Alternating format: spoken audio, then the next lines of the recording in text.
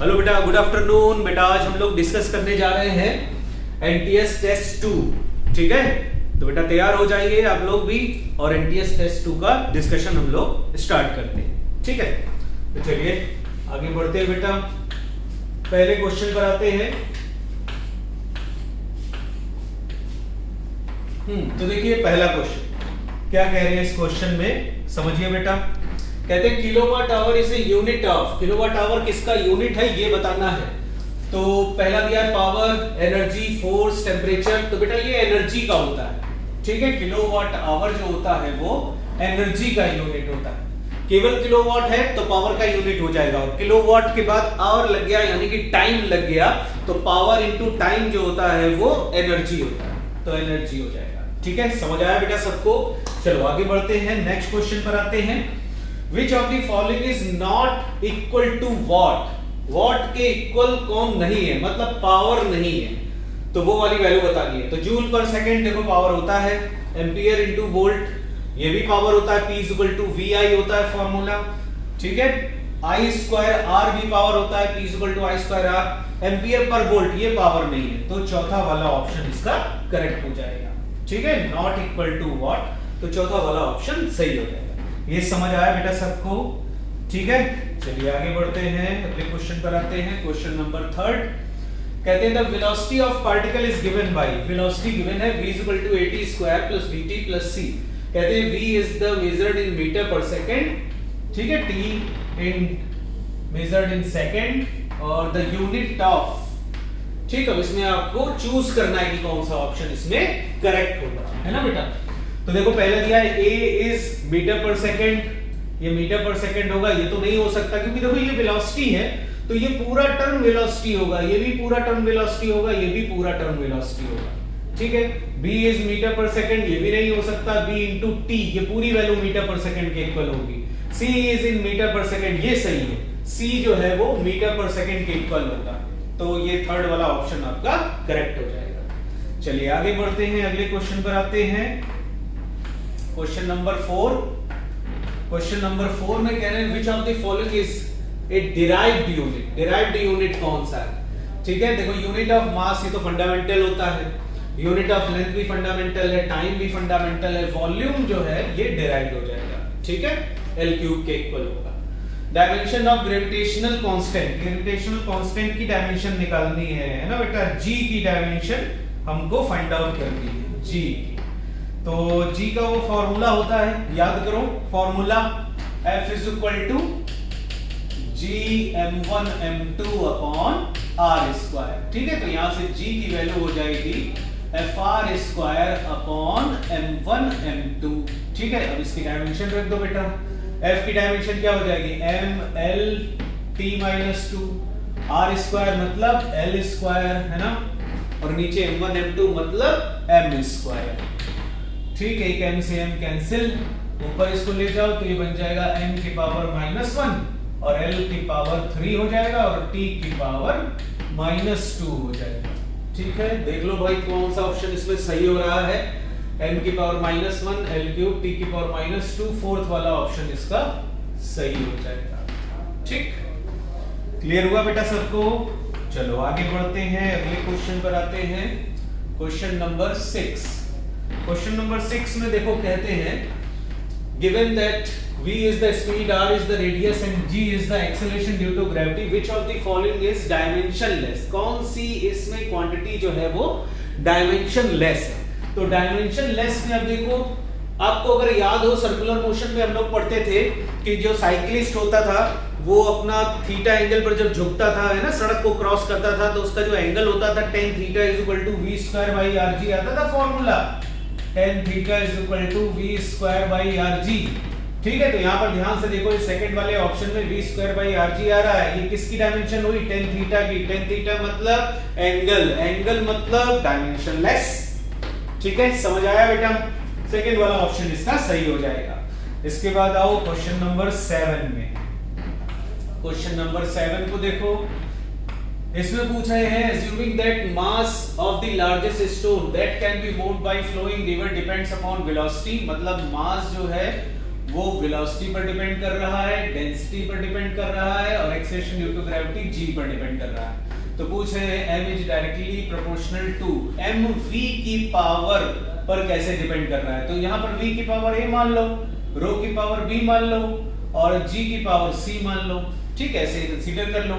अब LHS में dimension रखो, RHS में सबकी डायमेंशन रखो और a की वैल्यू निकाल लो। जो a की वैल्यू आएगी वही v की पावर में वैल्यू आ जाएगी। ठीक है, तो देखो क्या करेंगे, इधर तो हो जाएगा m l0 t0।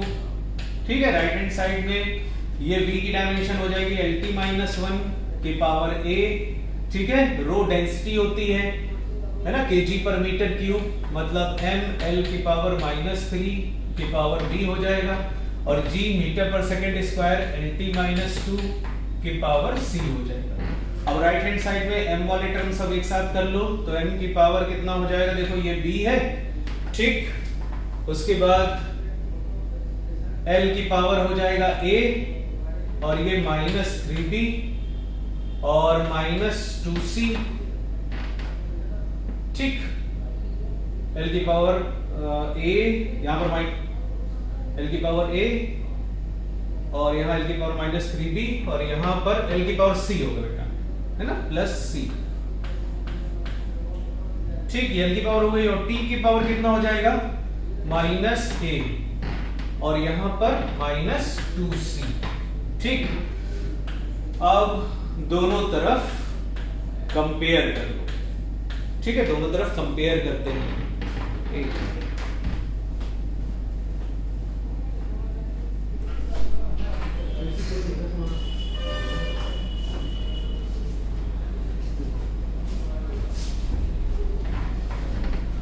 m की पावर b, l की power a -3b plus c और t की पावर -a -2c। ठीक है, अब कंपेयर करते हैं बेटा दोनों तरफ। तो देखो b की पावर 1 आ जाएगा यहाँ से, इसको कंपेयर करेंगे और l वाले टर्म को कंपेयर करते हैं a -3b plus c is equal to 0 हो गया और ये -a -2c इक्वल टू 0 के इक्वल हो गया। ठीक है, b की वैल्यू 1 आ रही है, b की वैल्यू यहाँ पर 1 रख देते हैं। तो देखो ये क्या बन जाएगा, a -3 plus c equal to 0। ठीक है, एक इक्वेशन ये भी आ गई और यहाँ पर देखो इसको उधर ले जाओ तो -a is equal to 2c, यानी कि a is equal to -2c लिख सकते हैं। तो a को -2c या c को, हाँ चलो -2c रख देते हैं। a को -2c -3 plus c is equal to 0। ठीक है, तो यहां से देखो ये -c और इक्वल टू 3 आ जाएगा, मतलब c इज इक्वल टू -3 आ गया। अब c की वैल्यू -3 आ गई, हमें a की वैल्यू निकालनी है यहाँ पर, क्योंकि a की पावर चाहिए हमें ना, b की पावर a है। तो यहाँ पर -2 और c की वैल्यू रख दो, ये -3, तो ये बन जाएगा प्लस का 6, मतलब a की वैल्यू आ गई 6। तो a की वैल्यू अगर 6 आ गई तो v की पावर 6, मतलब फोर्थ वाला ऑप्शन करेक्ट होगा इसमें। ठीक है, समझ आया बेटा सबको? चलो आगे बढ़ते हैं, क्वेश्चन नंबर 8 पर आते हैं। देखो क्या कहते हैं इसमें, असर्शन रीजन वाला है। कहते हैं Avogadro number is the number of atoms in 1 ग्राम मोल। ये तो बात सही है। फिर कहते हैं Avogadro number is a dimensionless constant. Dimensionless नहीं होता है ना, मोल यूनिट होता है। तो कौन सा ऑप्शन सही हो जाएगा? ठीक, तो पहला गलत है, पहला सही है, दूसरा गलत है। If assertion and reason are true but reason is correct explanation, कौन सा सही हो जाएगा? Assertion is true but reason is false, third वाला ऑप्शन सही हो जाएगा। ठीक, समझ आया बेटा ये सबको?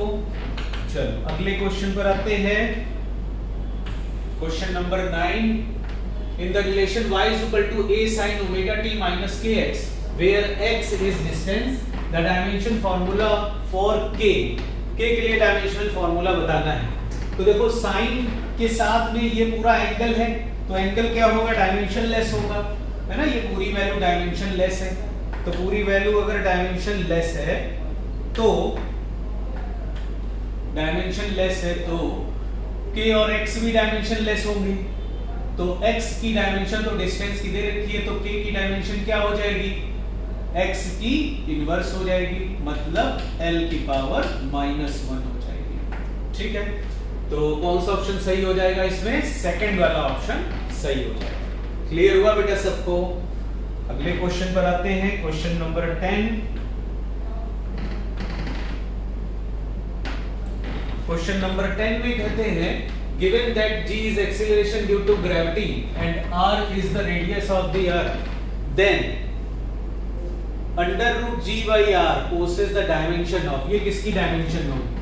अगर आपको याद हो तो टाइम पीरियड, एक्चुअल में टाइम पीरियड का एक फॉर्मूला होता है, p is equal to 2 pi under root re upon g, ये आता है, ये हम लोग पढ़ेंगे ग्रेविटेशन में।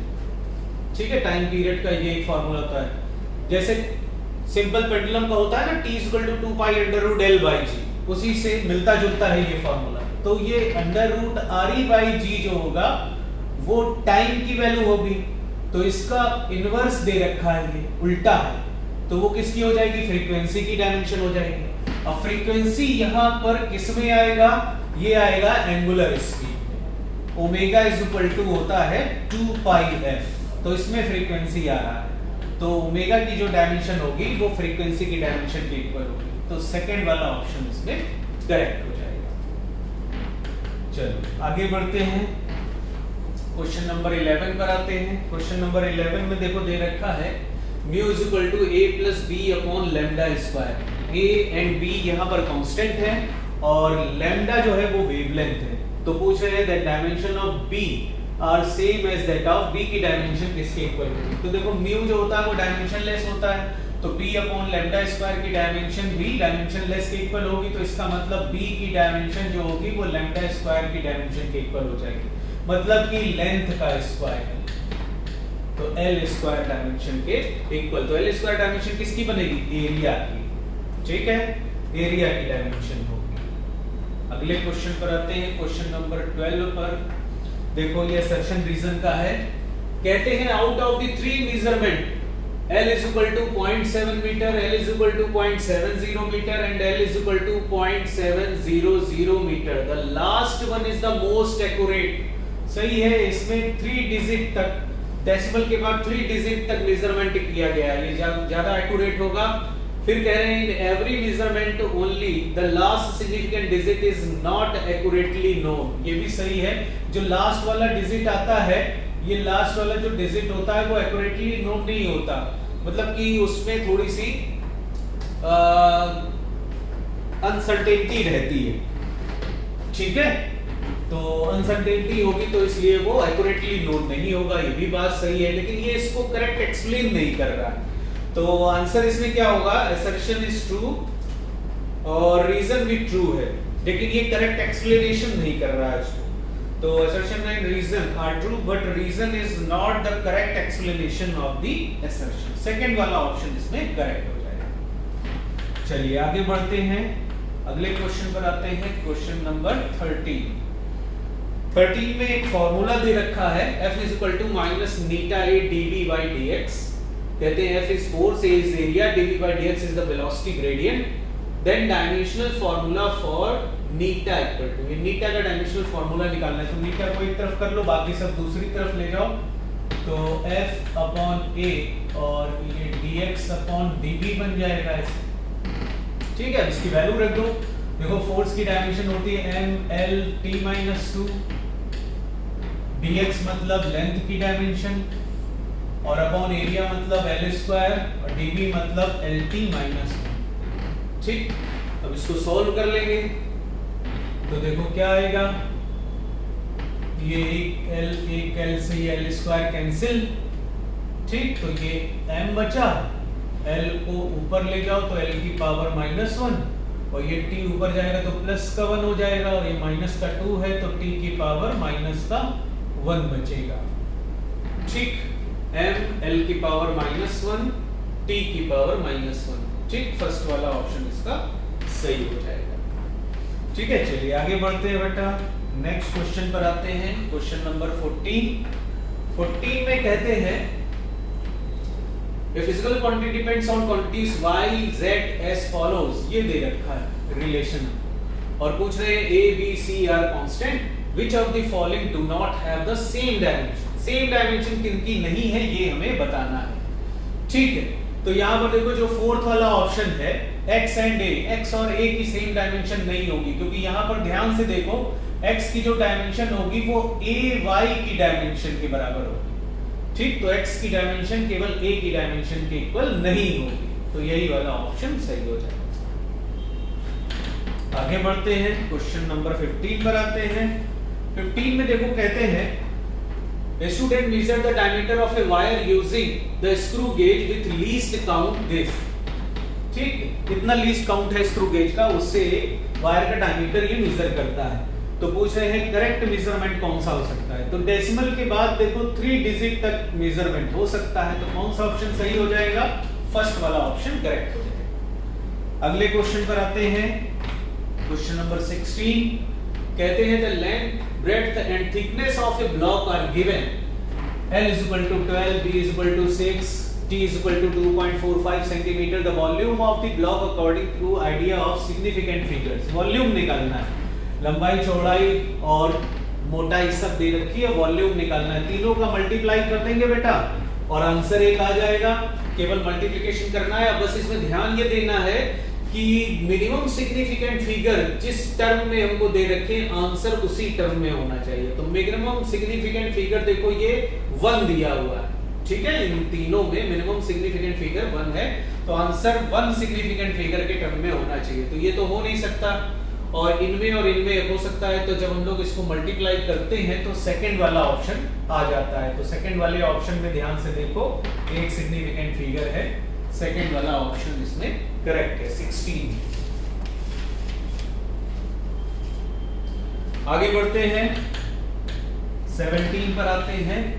17 में देखो दे रखा है if 3.8 into 10 to the power minus 6 is added to 4.2 into 10 power minus 5 giving due regard to significant figure। significant figure के टर्म में हमको आंसर बताना है। तो देखो इसमें जब हम ऐड करते हैं तो 2 सिग्निफिकेंट फिगर दोनों में है और डेसिमल के बाद 1 डिजिट तक आंसर भी है, तो इन्हीं के टर्म में आंसर आना चाहिए। तो इसको हम ऐसे लिख सकते हैं, जैसे ये 10 की पावर -5 में आंसर आ रहा है, तो इसको देखो क्या लिख सकते हैं, इसको ऐसे लिख सकते हैं 4.2 into 10 to the power -5 और ये बन जाएगा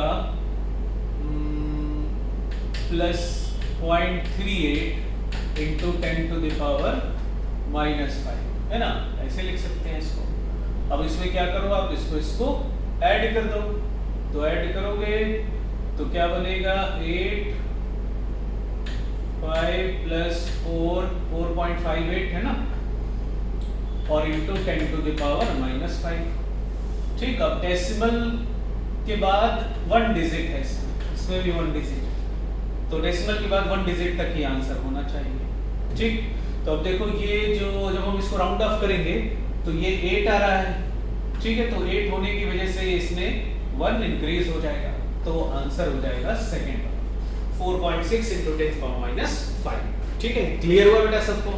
चलो आगे बढ़ते हैं, अगले क्वेश्चन पर आते हैं, क्वेश्चन नंबर 18 में कहते हैं the radius of a disc is 1.2 centimetre, area according to idea of significant figure. Area निकालना है, तो area is equal to pi r square होता है, तो पाई मतलब 3.14 और आर रेडियस 1.2 का स्क्वायर हो जाएगा। ठीक है, अब इसको सॉल्व करेंगे तो मिनिमम सिग्निफिकेंट फिगर किसमें है, इसमें देखो 2 है, तो answer should be in 2 significant figures. तो मल्टीप्लाई जब हम करते हैं इसमें तो 2 वाला तो एक ही दिखाई दे रहा है, यही फोर्थ वाला, तो फोर्थ वाला ऑप्शन इसमें करेक्ट हो जाएगा।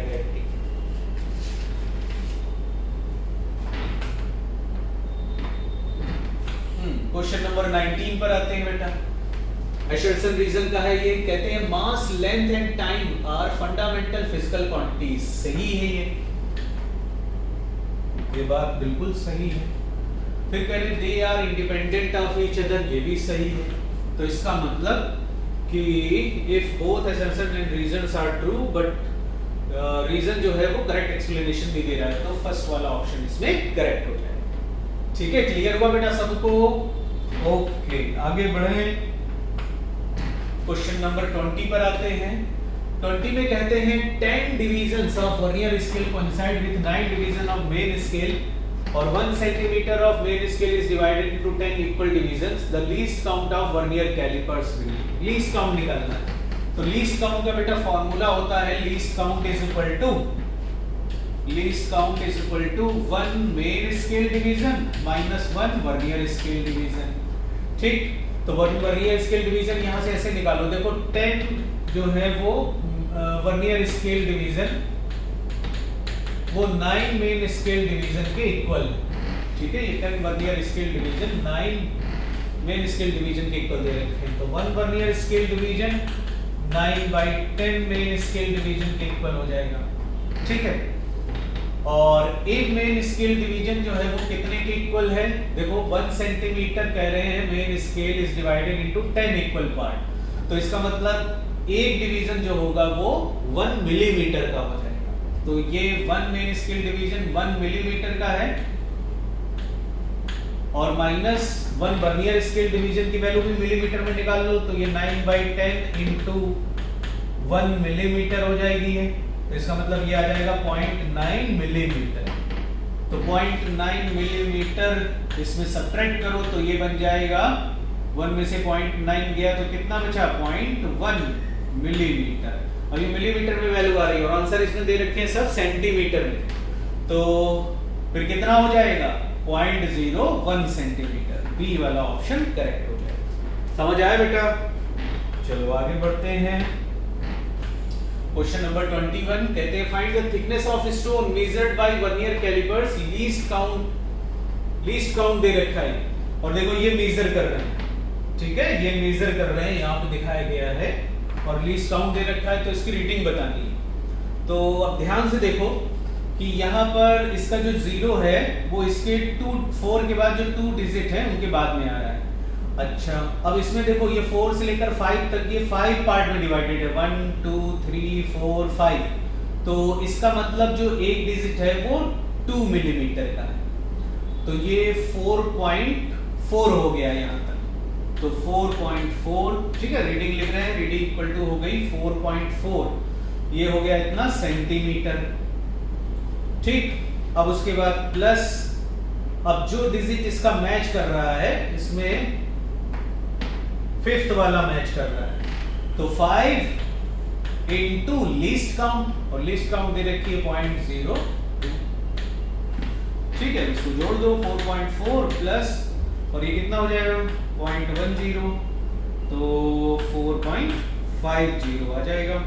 4.50 मतलब इतने सेंटीमीटर, मतलब डी वाला ऑप्शन करेक्ट हो जाएगा। ठीक, समझ आया बेटा?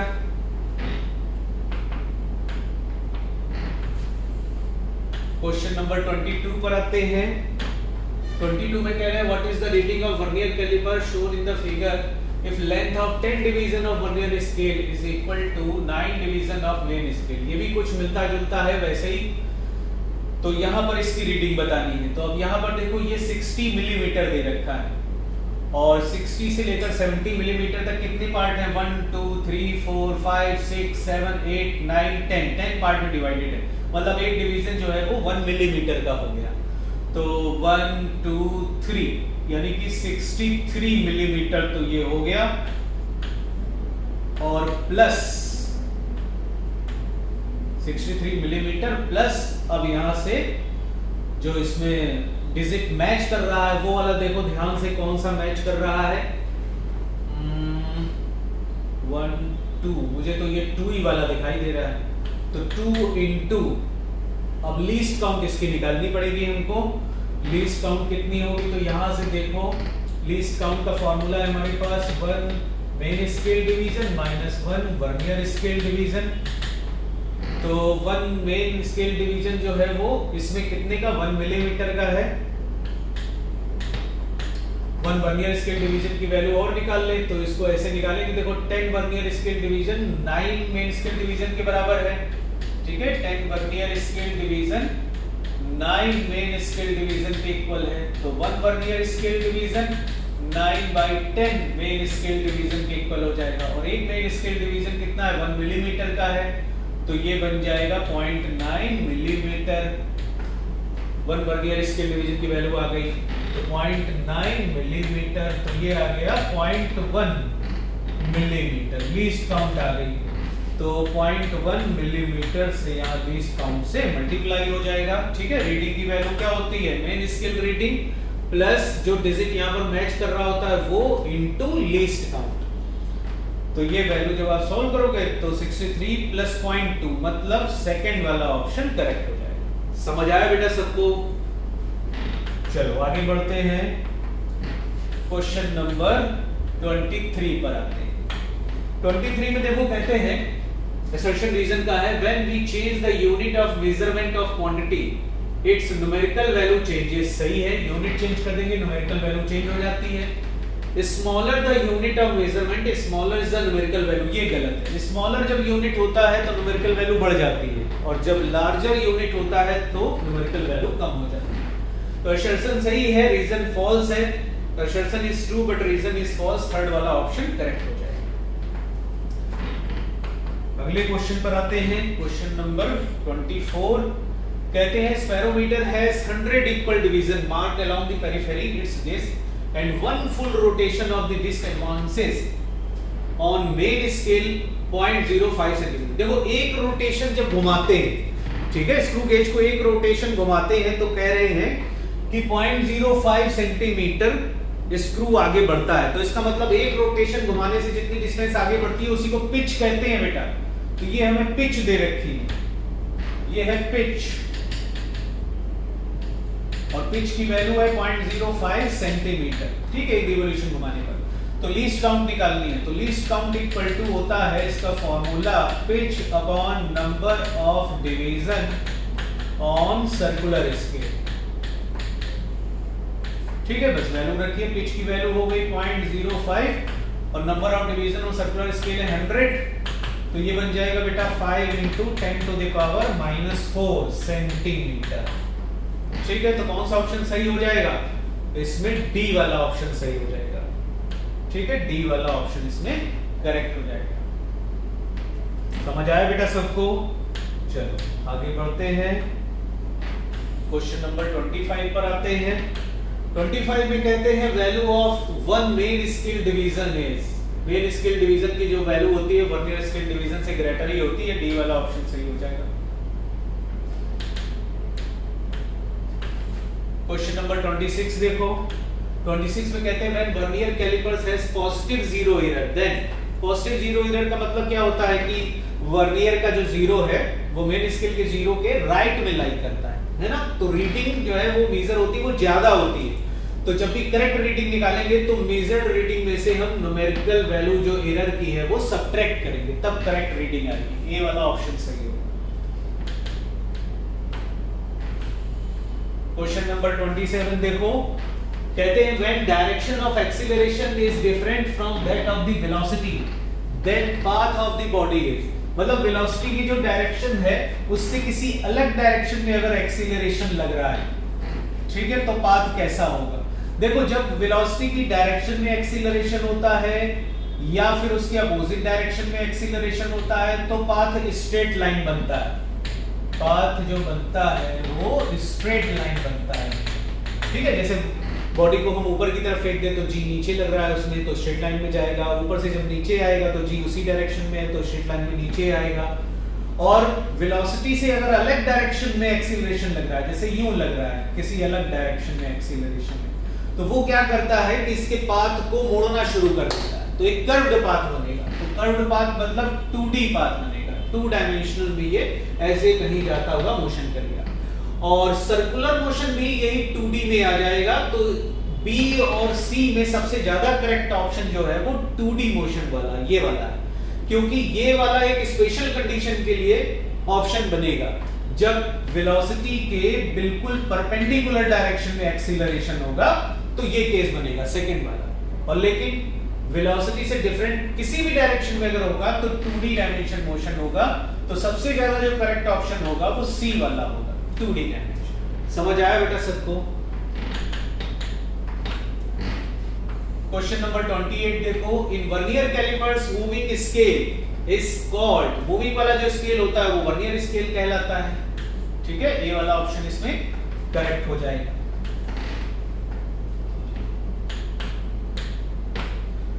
क्वेश्चन नंबर 29 पे आते हैं।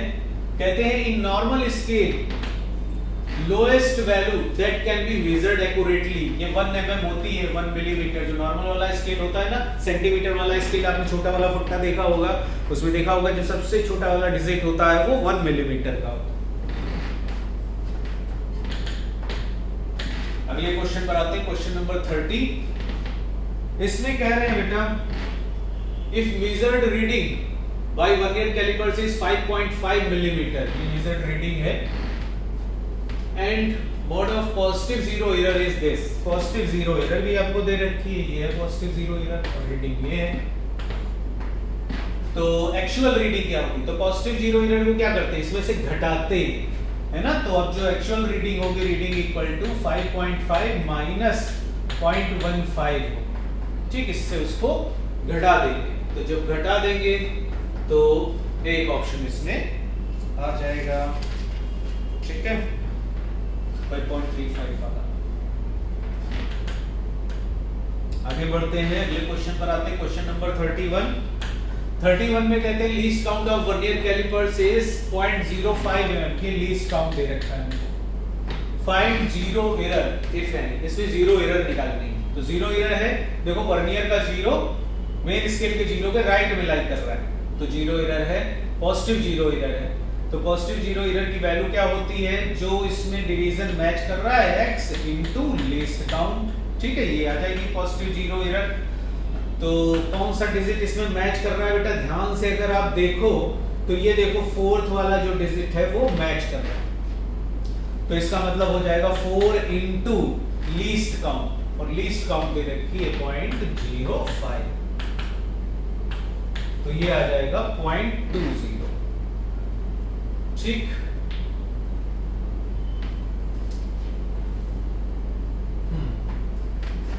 तो ये जीरो एरर आ गई। अब उसके बाद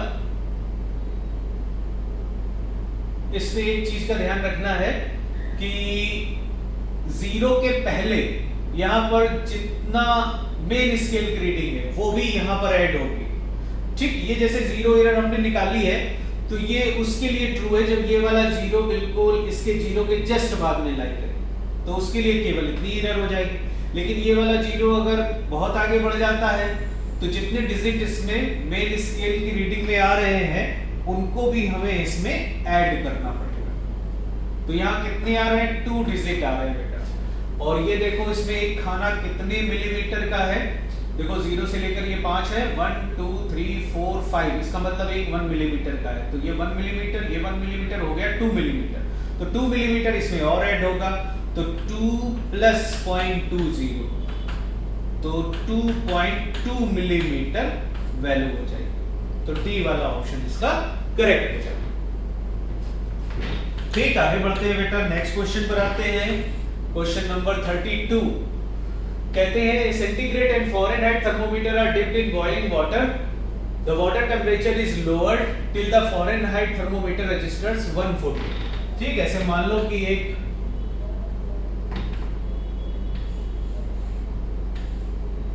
बॉइलिंग वाटर है और उसमें 2 स्केल पड़े हुए हैं, ठीक। एक ये स्केल है और एक ये स्केल, ठीक। ये फ़ारेनहाइट स्केल है, ये डिग्री सेल्सियस स्केल। तो देखो जब बॉइलिंग वाटर होगा तो इनकी जो रीडिंग होगी वो ऐसी होगी, जो डिग्री सेल्सियस है वो 100 डिग्री सेल्सियस रीड कर रहा होगा और फ़ारेनहाइट में 212 फ़ारेनहाइट रीड हो रहा है। और कहते हैं इसको थोड़ा सा कूल करते हैं, मान लीजिए कि इसमें आइस डाल देते हैं, आइस डाल करके वाटर को कूल करते हैं। तो आइस डाल के जब वाटर को कूल करेंगे तो कह रहे हैं इसका टेम्परेचर पहुंच जाता है 140 फ़ारेनहाइट, 140 फ़ारेनहाइट के इक्वल पहुंच गया। तो पूछ रहे हैं कि डिग्री सेल्सियस में कितना फॉल होगा। तो यहाँ पर देखो फॉल कितना आ रहा है, 212 में 140 घटा देंगे तो 72 का फॉल आएगा। अब याद करो चेंज इन टेम्परेचर का भी एक रिलेशन होता था, वो क्या होता था, वो ये होता था कि delta F upon 9 is equal to delta C by 5। तो डेल्टा F की वैल्यू दे रखी है 72 upon 9 is equal to delta C by 5। तो 9 से इसको काट दो, 8 टाइम चला जाएगा, तो डेल्टा सी की वैल्यू यहाँ से आ जाएगी 40 के इक्वल। मतलब कि फ़ारेनहाइट में 72 का अगर चेंज आया तो डिग्री सेल्सियस में ये 40 का चेंज आएगा। तो कौन सा ऑप्शन सही हो जाएगा? बी वाला ऑप्शन सही हो जाएगा। ठीक है, चलिए आगे बढ़ते हैं, अगले क्वेश्चन पर आते हैं। क्वेश्चन नंबर 33 असर्शन रीजन का है। कहते हैं the melting point of ice decreases with increase of pressure. बिल्कुल सही है, मेल्टिंग पॉइंट जो होता है वो इनवर्सली प्रोपोर्शनल टू प्रेशर होता है। मेल्टिंग पॉइंट 1 प्रेशर के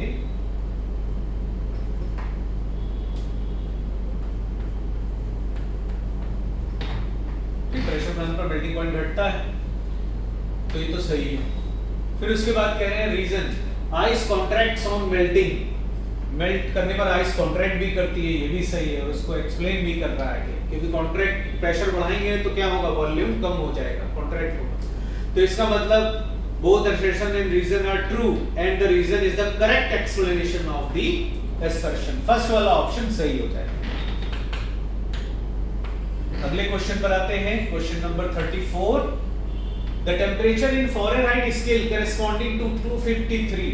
ये बताना है फ़ारेनहाइट में केल्विन की वैल्यू कितनी होगी। तो देखो याद करो, एक रिलेशन होता था F minus 32/9 is equal to K minus 273/5। ठीक है, ये यूज करना है और 273 की वैल्यू केल्विन की जगह रख देनी है और ये फ़ारेनहाइट की वैल्यू निकाल लेनी है। जब आप इसको सॉल्व करोगे तो सिंपल है, 34 का आंसर आ जाता है फर्स्ट वाला -4 फ़ारेनहाइट के इक्वल। ठीक है, अगले क्वेश्चन पर आते हैं, क्वेश्चन नंबर 35।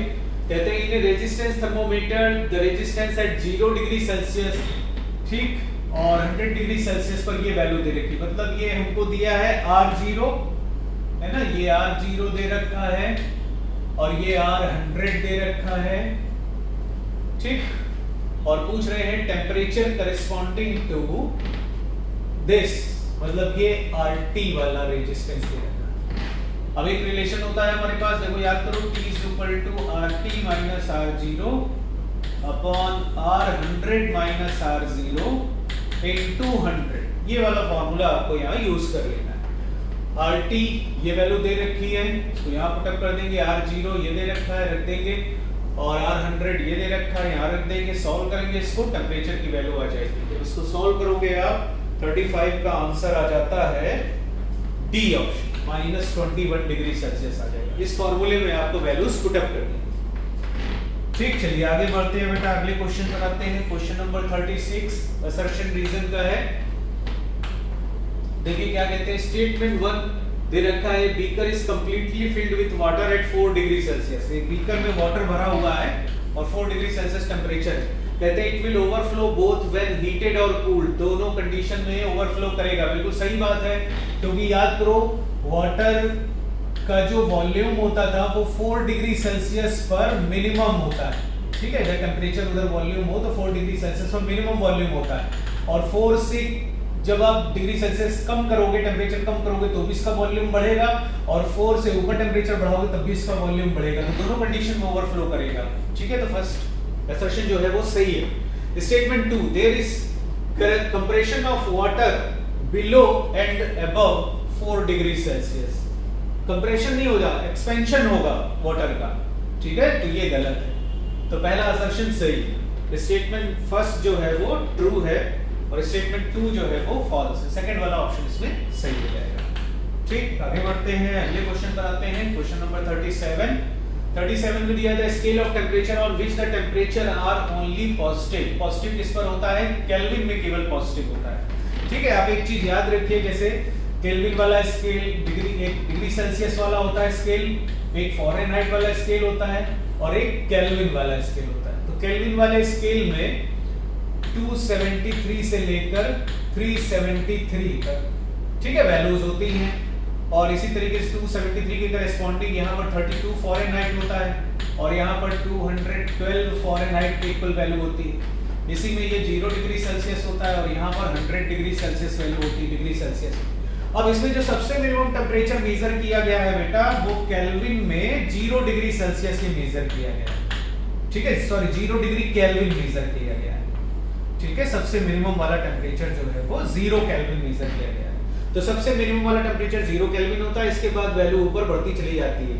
तो केल्विन में 0 से नीचे नहीं जा सकते। मिनिमम टेम्परेचर जो मेजर किया गया है वो ये मेजर किया गया है। इसके करस्पॉन्डिंग इसमें नियर अबाउट 59 फ़ारेनहाइट के आसपास, 59 या 69 फ़ारेनहाइट के आसपास होता है, देख लेना।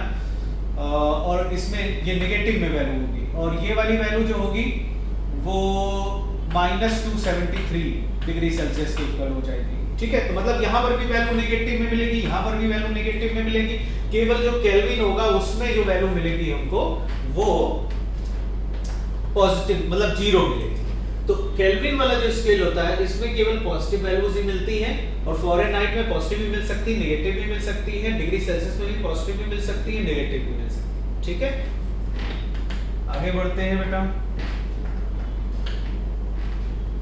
क्वेश्चन नंबर 38 पर आते हैं। Pyrometer is an instrument used to measure, pyrometer से सन का टेम्परेचर मेजर करते हैं, मतलब हाई टेम्परेचर मेजर करते हैं। ए वाला ऑप्शन सही हो जाएगा। आगे बढ़ते हैं, अगले क्वेश्चन पर आते हैं, क्वेश्चन नंबर 39 में कहते हैं on a new scale called W scale, W scale है, उसमें वैल्यूज दे रखी, the freezing and boiling points of water are this and this, ठीक है। 2 स्केल बना लेते हैं, मान लीजिए कि ये डिग्री सेल्सियस स्केल है, ये W स्केल है। तो कहते हैं W स्केल में वाटर का जो फ्रीजिंग और बॉइलिंग पॉइंट है वो 39 और 239, ठीक है। और करेक्ट स्केल में यही वैल्यू कितनी हो जाएगी 0 डिग्री सेल्सियस और ये वैल्यू कितनी हो जाएगी 100 डिग्री सेल्सियस। तो पूछ रहे हैं what will be the temperature on the new scale corresponding to a temperature 39 degree Celsius on degree Celsius scale, मतलब डिग्री सेल्सियस स्केल में 39 डिग्री सेल्सियस की वैल्यू पूछ रहे हैं W स्केल में कितने W के इक्वल होगी ये निकालना है। तो दोनों में रिलेशन बना लीजिए, देखिए ऐसे बन जाएगा 39 minus 0 upon 100 minus 0 is equal to W minus 39 upon 239 minus 39, ठीक है। बस हम इसको सॉल्व करके W की वैल्यू निकाल लेंगे, आंसर आ जाएगा। इसको आप सॉल्व करोगे तो ये आपका आंसर 39 में आता है बेटा डी वाला ऑप्शन, ये 117 डिग्री W के इक्वल आ जाएगा, ठीक है। समझ आया बेटा सबको?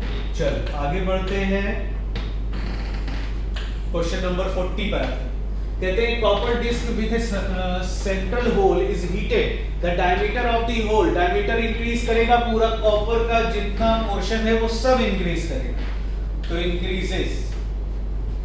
क्वेश्चन नंबर 41 पे आ जाते हैं।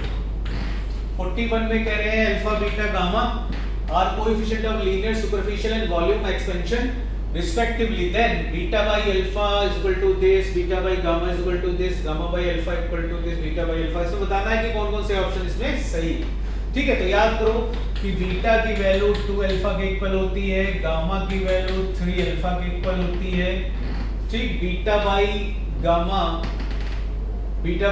एक ही टर्म यहाँ पर आ रहा है, अगर दोनों को डिवाइड कर दें तो देखो 2/3 के इक्वल आना चाहिए, 2/3 आ रहा है, तो एक तो ये वाला ऑप्शन सही है, और भी सही हो सकता है। ये देखो थर्ड वाला ऑप्शन देखो, gamma is equal to 3 alpha के इक्वल है ना, gamma by alpha is equal to 3 दे रखा है, ठीक है। तो ये वाला ऑप्शन भी सही हो जाएगा। तो सेकंड और थर्ड दो ऑप्शन इसमें करेक्ट है, सी वाला ऑप्शन इसमें सही हो जाएगा। क्वेश्चन नंबर 42 पर आते हैं। कहते हैं 2 uniform brass rods A and B of length L and 12 and radii 2R and R respectively are heated to the same temperature, same temperature तक दोनों को हीट किया गया है। तो कहते हैं the ratio of increase in volume of A to that of B, ratio of increase in volume निकालना है। तो देखो जो चेंज इन वॉल्यूम होता है उसका फॉर्मूला होता है delta V is equal to V gamma delta T, ठीक है। तो यहाँ पर देखो दो यूनिफॉर्म ब्रास रॉड है, दोनों की ब्रास रॉड है, तो मतलब गामा दोनों का सेम हो गया, और सेम टेम्परेचर हीट कर रहे हैं दोनों का, तो डेल्टा T भी दोनों का सेम हो गया। तो अब जो चेंज इन वॉल्यूम होगा वो इनके इनिशियल वॉल्यूम पर डिपेंड करेगा।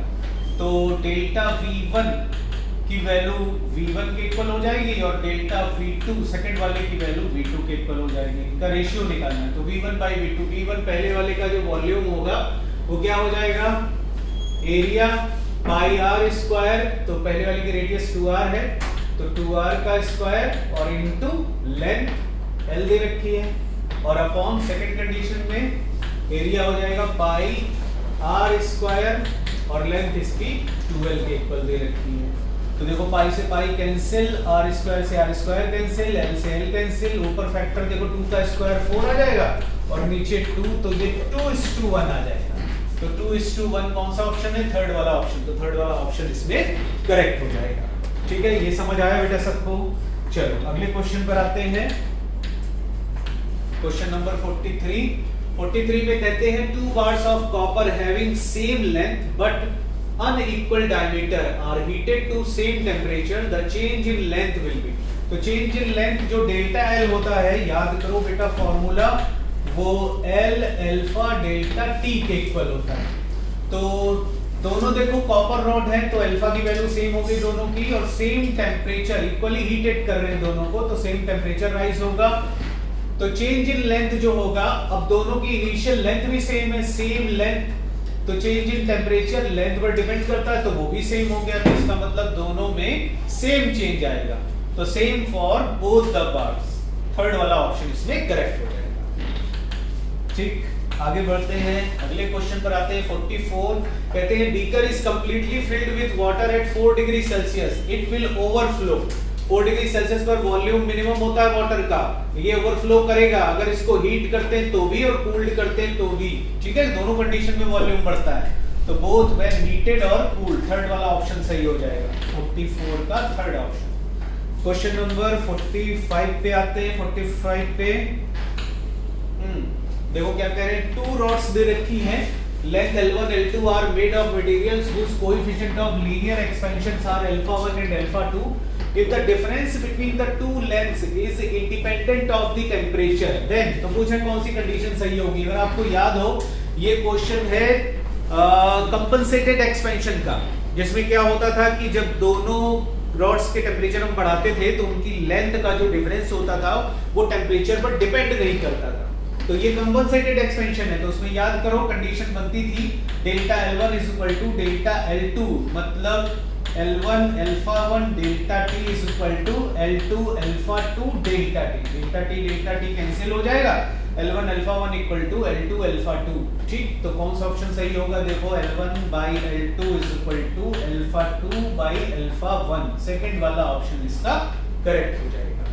ठीक है, चलिए आगे बढ़ते हैं, अगले क्वेश्चन पर आते हैं। क्वेश्चन नंबर 46 में कह रहे हैं an iron tyre is to be fitted to a wooden wheel of 1 metre in diameter. ठीक है, एक वुडन व्हील है, उसके ऊपर एक आयरन का टायर फिट कर रहे हैं।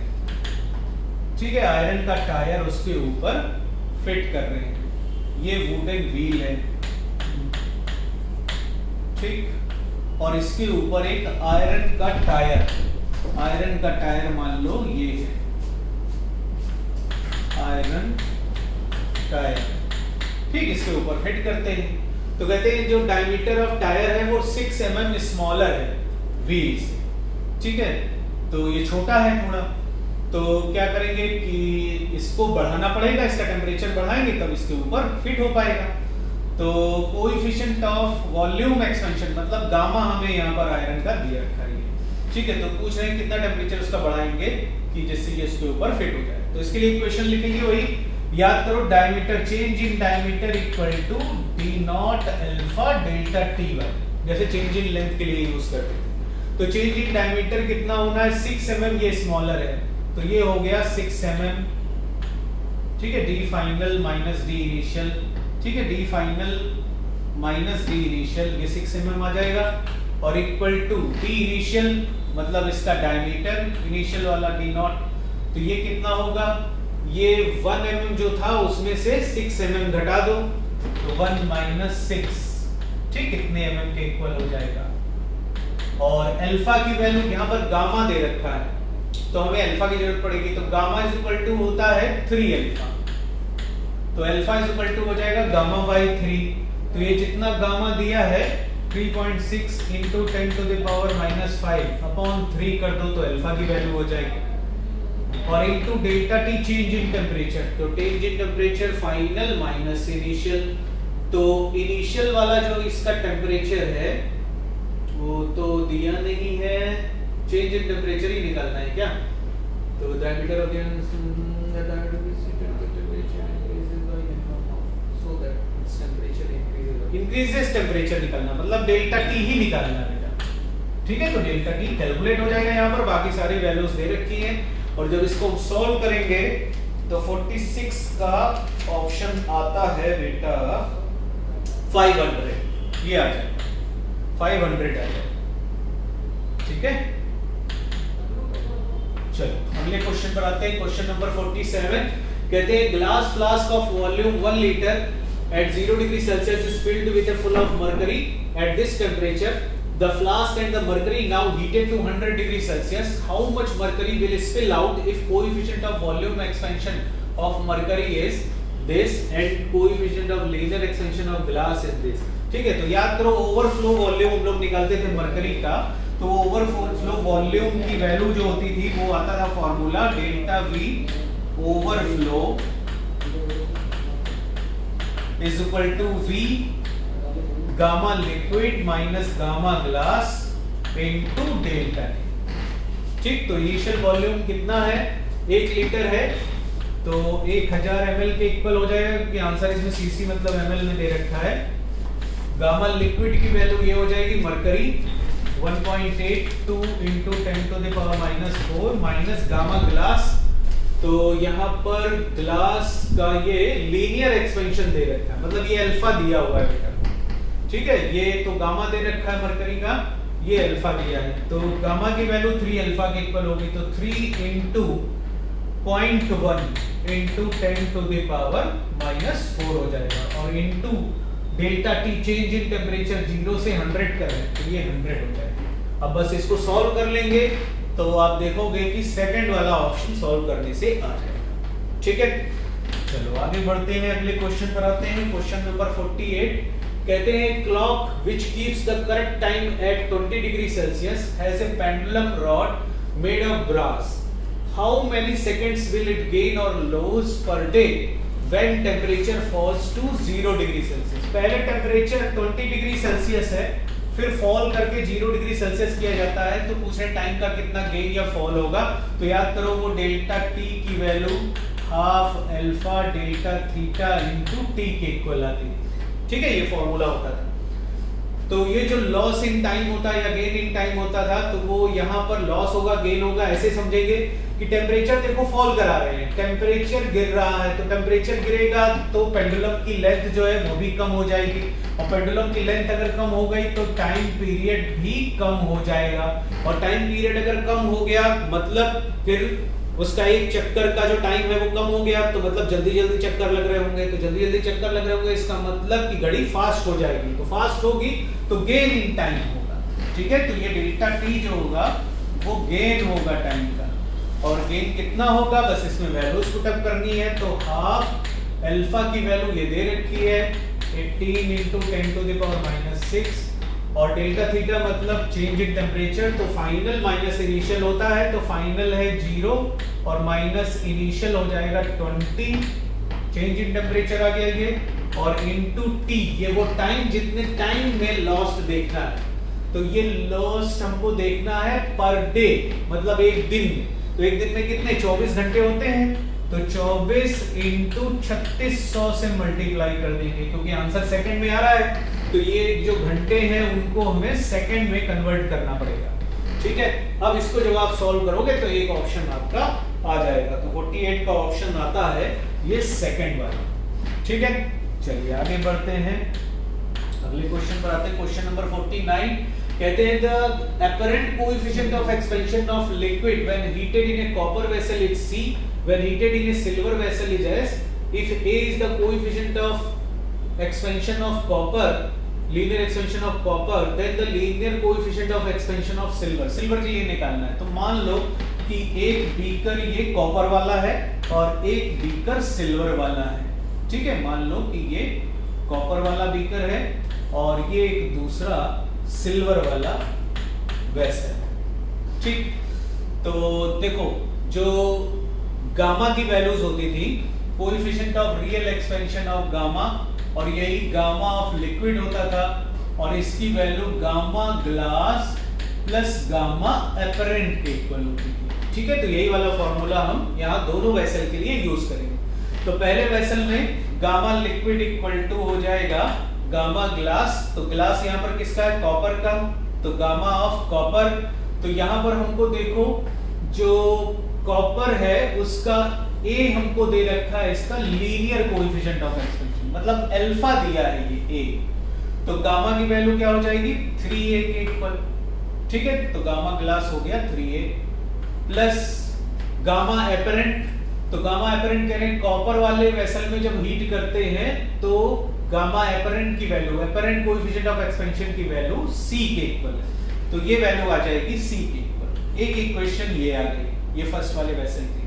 अब सेकंड वाले वेसल में आओ, सिल्वर वाले वेसल में फिर यही फॉर्मूला लगाना है, तो इसमें हो जाएगा गामा लिक्विड, वही वाला जो लिक्विड है वही इसमें भी बॉयल कर रहे हैं, तो gamma liquid equal to gamma glass. अब यहाँ पर ग्लास तो है नहीं, सिल्वर है, तो गामा ऑफ सिल्वर हो जाएगा, तो गामा ऑफ सिल्वर की जगह हमको ये coefficient of linear expansion of silver निकालना है, तो इसको 3 टाइम्स अल्फा ऑफ सिल्वर लिख सकते हैं। ठीक है, तो गामा ऑफ सिल्वर की जगह लिख दिया 3 times alpha of silver, alpha निकालना है, और प्लस गामा एपरेंट, तो इसमें गामा एपरेंट की वैल्यू सिल्वर वाले वेसल में दे रखी है कि S के इक्वल है, तो ये हो गया S के इक्वल। ठीक, ये आ गई सेकंड इक्वेशन।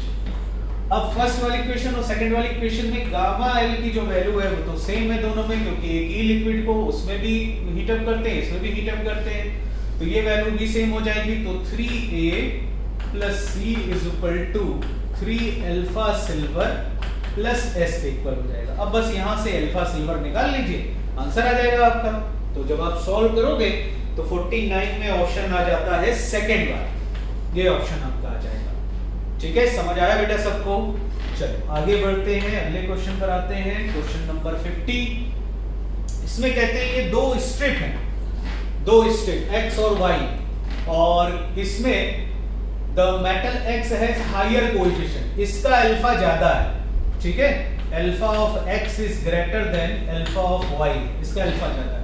तो पूछ रहे हैं when the bimetallic strip is placed in cooled bath, इनको कूल कर रहे हैं, जब इनकी कूलिंग करेंगे तो पूछ रहे हैं ये किस तरफ बेंड करेंगे। तो जब कूलिंग करेंगे तो जिसका अल्फा ज्यादा है वो सबसे ज्यादा कॉन्ट्रैक्ट भी होगी, और जिसका अल्फा कम है वो कम कॉन्ट्रैक्ट होगी, तो ये ज्यादा कॉन्ट्रैक्ट हो जाएगी। तो जब ये ज्यादा कॉन्ट्रैक्ट होगी तो इसका शेप कुछ इस तरीके से इधर बेंड कर जाएगा। ठीक, इसका मतलब इधर की तरफ लेफ्ट की तरफ बेंडिंग हो जाएगी, तो it will bend towards the left. Second वाला ऑप्शन इसका सही हो जाएगा। ठीक है, तो ये क्वेश्चंस हम लोगों ने डिस्कस किए, इनको आप अच्छे से समझ लीजिएगा खूब बढ़िया से। ठीक है, और नेक्स्ट वाले टेस्ट की आप प्रिपरेशन करिए, और बाकी बेस्ट ऑफ लक आप सब लोगों के लिए। ओके बेटा।